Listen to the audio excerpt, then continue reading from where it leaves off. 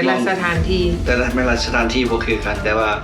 เราก็ได้คลิปตัวนี้มาฝากให้พี่น้องเบิ่งเมนเนาะพี่น้อง แม่น แล้วคลิปนี้มีอย่างพิเศษให้ทุกคนตั้งใจเบิ่งเนาะพี่น้องเนาะตั้งใจเบิ่งแล้วก็ตั้งใจฟังเพราะว่าคลิปนี้เฮาได้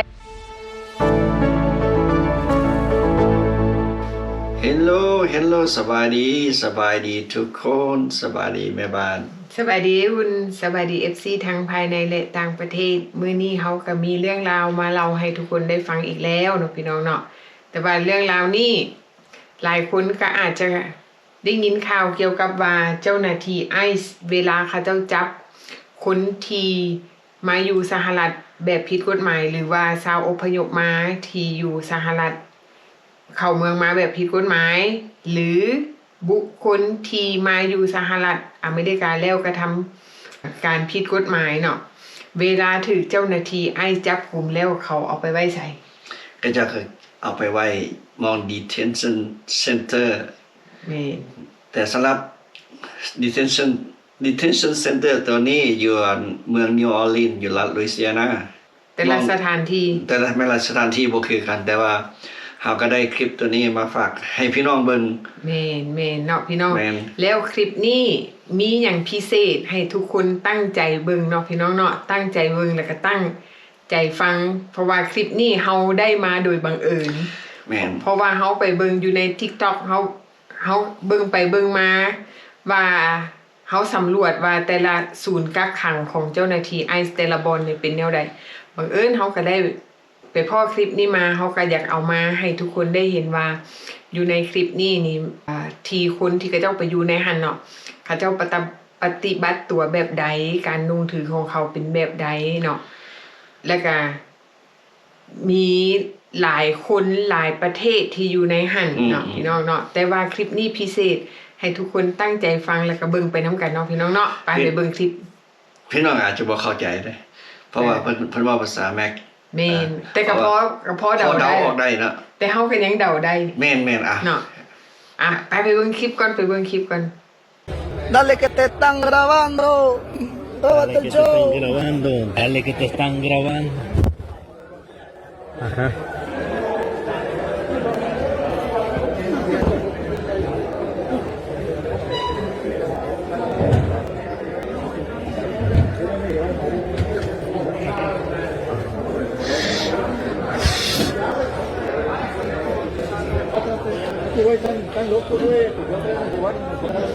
Manda saludos.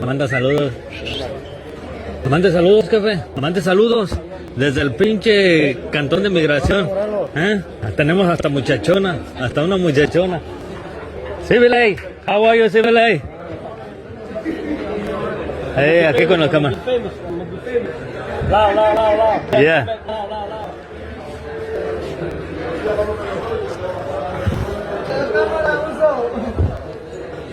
โอเคพี่น้องหลังจากเบิ่งคลิปนี้ทุกคนหลังจากเบิ่งคลิปละเห็นอย่างใดได้ยินอย่างใดเนาะบางคนก็อาจจะจับ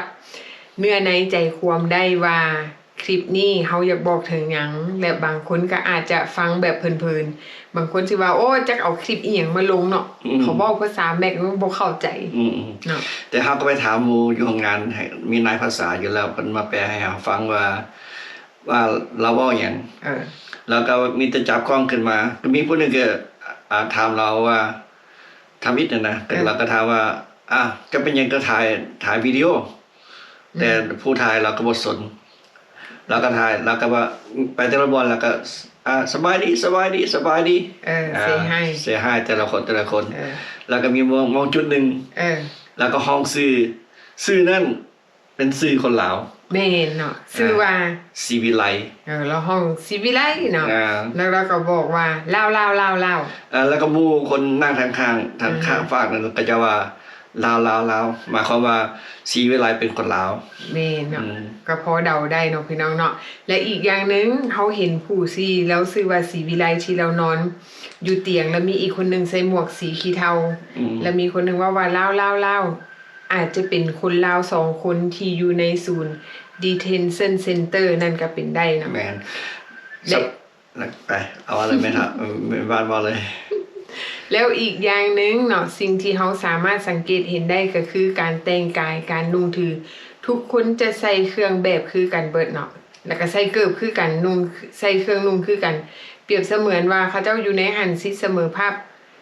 เท่ากันคือนักโทษเขาเจ้าต้องให้เปลี่ยนเครื่องคือนักโทษเพราะฉะนั้นเขาก็เลยได้มาสังเกตอยู่บนว่าการที่เจ้าหน้าที่ไอ้จับตัวไปเนาะเวลาที่เขาเจ้าปฏิบัติตัวต่อผู้ที่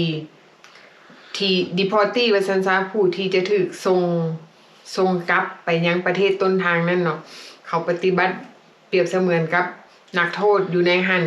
บางบอนเขาเจ้าก็ใส่ปอกแขนปอกขาเนาะแต่ว่าบอนนี่ถือว่าเป็นอิสระแม่นก็บ่เข่งขัดปานใดเนาะแม่นแต่ก็เจ้าก็บ่ฮู้ว่าก็เจ้าเอาเฮาคิดว่าก็เจ้าเอาโฟนเข้าไปบ่ได้แต่ผู้นี้สงสัยเราลักทายแม่นสำหรับผู้นี้ก็เจ้าคนอยู่ทางใดมอง detention center ที่เราได้ไปถ่ายภาพมาให้ทุกๆคนเบิ่งแม่นสงสัยเรามีช่อง TikTok ของเรานี่นะอาจจะเป็นไปได้บ่ซั่นบ่รอดมาให้เฮาเห็นดอกแม่นเฮาก็ดีแล้วนึงแปลว่าเฮาก็มีความแบบความคิดในหัวนะทางไหนมอง detention center ก็จะสิแบบว่าก็จะสิ treat แบบอันที่คนถูกจับไปในใดแต่ว่าตอนนี้เฮาเห็นก็เจ้าก็โอเคเลยเนาะแม่นเว้านัวหัวมวนยอกันก็เจ้าก็นอนพักผ่อนสบายแม่นแต่อันนี้เป็นบางบอดเนาะแม่นเพราะว่าเขาเจ้าฮู้ตัวอยู่แล้วว่าเขาเจ้าจะต้องถูกส่งกลับไปยังประเทศต้นทางแม่นแล้วอีกอย่างนึงเหตุผลที่เฮาออกมาให้ทุกคนได้เห็นก็คือเฮาเห็นที่เขาเจ้านุ่งเครื่องเนาะเขาเจ้าปฏิบัติแบบคือนักโทษที่แบบว่าให้ความเสมอภาคเครื่องนุ่งบางคนคิดว่าโอ้เวลาไปเข้าศูนย์จะเตรียมเครื่องเข้าไปหลายๆแบบว่าคนนึงที่เขาเจ้ากำหนดให้ว่าคนนึง50พาวจังซี่แม่นบ่ควรถือไปเนาะเพราะว่าเวลาไปฮอดหั่นเขาเจ้าก็จะให้เปลี่ยนเครื่องนุ่งนอกจากเปลี่ยนเครื่องนุ่งแล้วของที่มีค่าที่เฮาเอาไปเจ้าหน้าที่เขาเจ้าก็จะเก็บเมียนไว้บ่ให้เฮาเข้าไปในหันเพราะว่าเจ้าหน้าที่ก็จะเก็บไว้ของมีค่าเนาะแม่นเพราะว่าจนกว่าว่าเวลาที่เฮาถูกส่งออกเขาเจ้าจึงเอาให้เฮาเพราะฉะนั้นล่ะหลายเทื่อเนาะเฮาก็แนะนำว่าบ่ให้เอาสิ่งที่มีค่าติดตัวไปนำคือเฮาเห็นแล้วมันเป็นบางเบสเนาะเตียง2นั่งคน2คนนั่งนอนในห้องบางเบสนะแล้วก็บัดเฮานอนไปเนาะสมมุติเอามีแบ็คแพ็คเข้าไปเอาไปหลายสิเฮาสิไปไว้ใส่บ่ล่ะแม่นเวลาเฮาไปเข้าห้องน้ำเฮาสิแบกไปก็บ่ได้เพราะว่าหยังเวลาเข้าห้องน้ำเจ้าหน้าที่ก็เป็นคนพาไปเฮาก็เนี่ยครับมันมีอยู่ห้องน้ำของพระเจ้าอยู่แล้วแม่นบางบอนเจ้าหน้าที่พาไปแล้วก็ต่อแถวยาวเป็นชั่วโมงจื้อได้บ่ที่มีบางคนที่เขาเจ้าออกมาเล่าว่าผู้ที่เขาเจ้าไปฮอดเมืองลาวแล้วเขาเจ้าก็เล่าให้ฟังว่าศูนย์กักตัวบางบอนเวลาไปเข้าห้องน้ำต้องเป็นเจ้าหน้าที่เป็นคนควบคุมพาไปแล้วก็เวลาเฮากลับมาเขาเจ้าก็จะกวดว่าเฮามีอาวุธบ่เพราะว่าคนอยู่ในหั่นน่ะมันมีหลายชาติหลายประเภทแล้วก็คดีหลายแบบที่เขาเจ้าเอามาโฮมกันบางเทื่อเฮาไปเจอเจ้าถิ่นหัวฮ้อนหัวหุนแฮงบางทีเกิดการทะเลาะวิวาทเนาะใช้อาวุธทำให้ห่างไกลกันก็มีเนาะที่เขาเห็นอยู่หันสาวประเภท2ก็มีอยู่ในหันเนาะเห็นบ่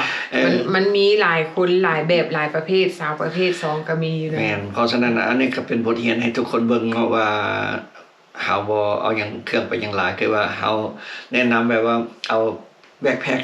4-5 ชุดพอเต็มแบ็คแพ็คเข้าไปแม่นบางคนถามว่าโอ้ข่อยมีกระเป๋าที่เป็นของมีค่าคือ wallet หรือว่ากระเป๋าเงินเป็นกระเป๋าที่มีค่าเนาะถือว่ากระเป๋าเงินยี่ห้อของราคาแพงของแบรนด์แล้วก็โมงจังซี่คือบางคนใส่โมงโลเล็กบางคนใส่ตุ้มหูมีใส่คอสิอันนี้แม่นบ่แนะนำเพราะว่าเวลาเขาเข้าไปในหันเนาะบางคนที่มีนิสัยขี้ลักแน่นอนอยู่แล้วเพราะว่าบางคนถูกส่งไปเม็กซิโกบางคนส่งไปฮอนดูรัสส่งไปบอนหันบอนนี่โอ้ลักเอาของหมอนี่ก่อนจังได๋กูก็สิไปละบักนี้มันไปลาวบักนี้มันไปเม็กซิโกเฮาเอาไปไผสิฮู้แม่นบ่ล่ะแม่นแล้วตอนเฮาไปห้องน้ำห้องในห้องน้ำไปอาบน้ำเนาะแม่นบัดกลับมาแล้ว มีเครื่องขาย เมน อันนี้ล่ะมันเฮาสิไปตู้เสียภายละคนมันหลายคนอีกอยู่ทางใน แม่นแล้วและอีกอย่างหนึ่งมันคนละสัญชาติบัดนี้คือสมมุติว่ายกตัวอย่างเฮาคนลาวเนาะเฮาก็เว้าได้แต่ภาษาอังกฤษกับภาษาลาวบัดนี้คนต่างประเทศคือคนนั่นน่ะลาติโน ก็จะว่า คนฮิสแปนิชเขาเจ้าเว้าภาษาเขาฮู้กันได้บัดนี้ แม่น เขาตีคิ้วใส่กันเขาเข้ากันบัดนี้ เฮาหัวเดียวกระเทียมรีบเฮาบ่ฮู้จักไผบางเทื่อเขาเอาของเฮาเวลาเฮามีเงินเขาลักเอาของเฮาแล้วเขาขยายกัน แม่นเพราะว่าเขาเจ้าเว้าภาษาเดียวกัน แม่ เนาะ นเขาเว้าภาษาเดียวกัน อันนี้ก็ให้ระวังก็มาเตือนทุกคนเนาะ แม่นอันนี้ก็เป็นภาพบรรยากาศที่เฮาเอามาฝากทุกคนว่าอยู่ในสถานที่กักตัวของเจ้าหน้าที่ไอซ์นั่นมันเป็นแบบใดเฮาก็เอามาให้ทุกคนได้เห็น แล้วก็ยังมีอีกภาพหนึ่งที่เจ้าหน้าที่ไอซ์ที่เขาเจ้าลงกวดอยู่ตามไส้ก่อสร้างเนาะ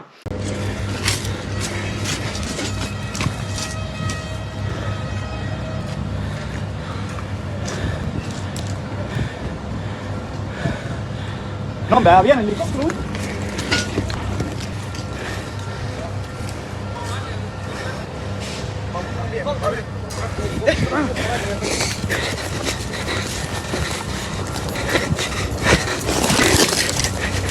¡Vámonos! Más de 15 trabajadores arrestados por ICE en una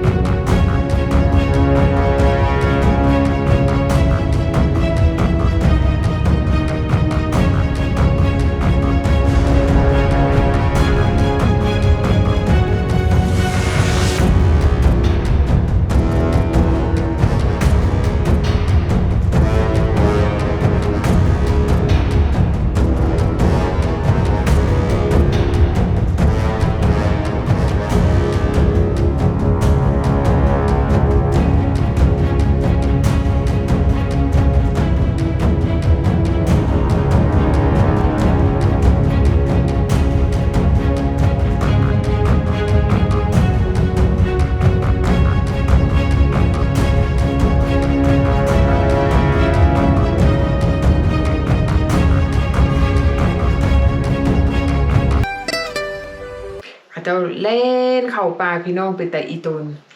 อันนี้ก็ได้ภาพจากที่ผู้ที่แ